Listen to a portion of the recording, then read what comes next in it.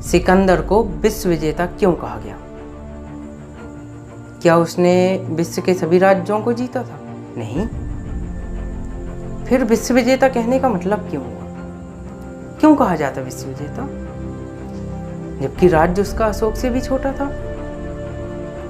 फिर अशोक को नहीं कहा गया, लेकिन सिकंदर को विश्व विजेता के नाम से जानते हैं।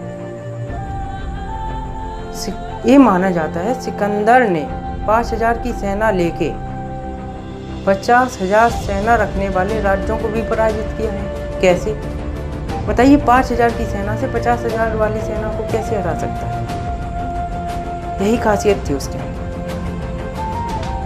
कि 5000 की सेना लेके गया, लेकिन फिर भी 50,000 वाली सेना को पराजित कर दिया। कैसे कर सकता है कोई? सैनिक जबरदस्त थे? नहीं, सैनिक अपने जो यहाँ के महाराणा प्रताप जैसे तो थे नहीं, यही नॉर्मल इंसान थे। फिर पराजित कैसे कर?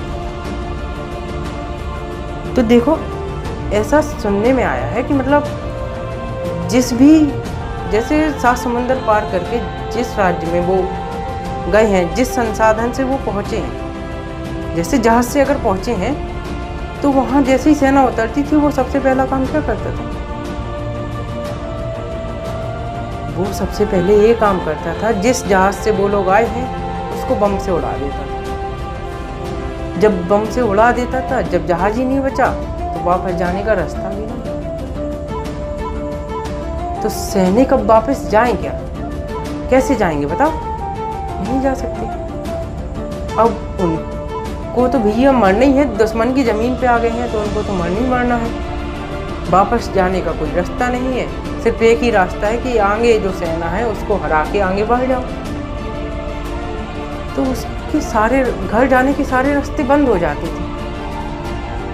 तो उनके दिमाग में सिर्फ और सिर्फ यही चलता था कि अगर जीना है तो सामने वाले को मारना पड़ेगा।